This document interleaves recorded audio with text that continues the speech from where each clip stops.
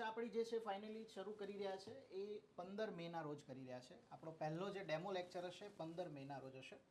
અને સાહેબ આપણે છે ને આની અંદર 4 દિવસ ડેમો લેક્ચર આપીશું. 15 મેથી 16 મે, 17 મે, 18 મે અને 19 મે 4 દિવસ આપણે ડેમો લેક્ચર રાખેલા છે અને ડેમો લેક્ચર તમને યુટ્યુબના માધ્યમથી લાઈવ પણ અટેન્ડ કરી શકશો. અને બીજી વસ્તુ છે કે ટાઈમિંગ આનો શું છે બેચનો, તો સાંજે 4 વાગે લેક્ચર ચાલુ થશે પહેલો લેક્ચર, જે સાંજે 6 વાગે પૂરો થશે, અને બીજો લેક્ચર 6:30 ચાલુ થશે, જે 8:30 વાગે પૂરો થશે. આ પ્રકારનો ટાઈમિંગ રાખેલો છે આની અંદર. સિલેબસ કેટલા મહિનામાં પૂરો થશે? આની મેઇન્સ લગભગ સપ્ટેમ્બર મહિનામાં છે ને સાહેબ. એટલે આપણે ટૂંકમાં તમને એક્ઝામ પહેલાં તમારો સિલેબસ 100% કમ્પ્લીટ કરીને આપીશું. ચાલો નેક્સ્ટ બીજી જો વાત કરું તમને, બેચની અંદર સાહેબ આપણે જે લેક્ચર આપવાના છીએ એ ક્વેશ્ચન આન્સર ફોર્મમાં આપીએ છીએ. તો યુપીએસસીના પીવાયક્યુ છે, પછી આજુબાજુની જે પીએસસી છે એમાં જ્યાં 10 કે 15 માર્ક્સના ક્વેશ્ચન પૂછાય છે, જેમ કે આંધ્ર પીએસસી છે, ઝારખંડ પીએસસી છે, આરપીએસસી છે, તો એમાંથી પણ આપણે એના પીવાયક્યુ લઈ અને તમને સોલ્વ કરાવીએ છીએ આપણી બેચોની અંદર. પછી આમાં બીજું એ કહી દઉં કે અમુક વિષય એવા છે કે જે સાવ તમારા માટે નવા છે.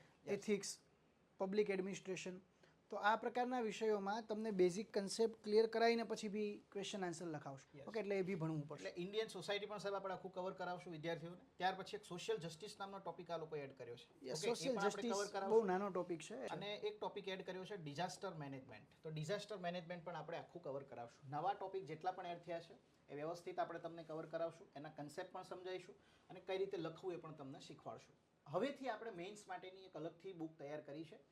એની અંદર આપણે 2 બુકો છે. એક છે પબ્લિક એડમિનિસ્ટ્રેશન, જેની અંદર ડિસ્ક્રિપ્ટિવ કન્ટેન્ટ છે, મતલબ ક્વેશ્ચન આન્સર ફોર્મમાં નથી, ડિસ્ક્રિપ્ટિવ ફોર્મમાં છે. અને એક છે નીતિશાસ્ત્ર, એ પણ ડિસ્ક્રિપ્ટિવ ફોર્મમાં છે. એ સિવાય 3 બુકો છે, બુક 1, બુક 2 અને બુક 3. આ 3 બુકો જે છે, આ ત્રણેય બુકો ક્વેશ્ચન આન્સર ફોર્મમાં છે. મેં અહીંયા લખેલું જ છે કે આની અંદર ક્વેશ્ચન આન્સર ફોર્મમાં કન્ટેન્ટ આપવામાં આવશે. એટલે આ જે 5 બુક છે એ ઓનલાઈન જોડાતા વિદ્યાર્થીઓને આપણે ઘરે કુરિયર કરીશું સાહેબ. સાહેબ આન્સર રાઇટિંગ કઈ રીતે છે વિદ્યાર્થીઓને સમજાવો. જો આન્સર રાઇટિંગમાં એવું છે ભાઈ, જો આન્સર રાઇટિંગમાં ક્લાસ 1 2 માં છે ને, હવે જીએસ ક્રુશિયલ છે. અત્યાર સુધી જીએસનો એટલો બધો પોર્શન નહોતો, ઇવન એસે પણ ક્રુશિયલ છે. એટલે આપણો પ્લાન કેવો હશે, વીકલી રાઇટિંગ, કારણ કે ડેઇલી રાઇટિંગમાં તમે ડોફરાઈ જશો. વીકલી આપણે રાઇટિંગ કરાવવું છે. દર અઠવાડિયે તમને હું ક્વેશ્ચન આપીશ, નંબર ઓફ ક્વેશ્ચન, એના આન્સર તમારે લખવાના છે, તમને ચેક થઈને મળશે.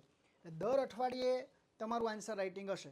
દર અઠવાડિયે તમને અમે 5 થી 7, એટલે કે 5 ક્વેશ્ચન પણ આવી શકે અથવા 7 ક્વેશ્ચન પણ આવી શકે, એટલા ક્વેશ્ચન અમે તમને લખવા આપીશું દર અઠવાડિયે. બીજી વસ્તુ છે કે છેલ્લે તમને ફૂલ મોક મળશે. ટોટલ આપણા જે પણ વિષય છે એનો ફૂલ મોકની એક સિરીઝ મળશે. એટલે આ વખતે આન્સર રાઇટિંગ આપણે ધરાઈને છોકરાઓને કરાવડાવવાનું છે. તો આ આન્સર રાઇટિંગ આપણું આ રીતે હશે. ઓકે, એ ખાસ ધ્યાન રાખજો. અને answer writing is very crucial.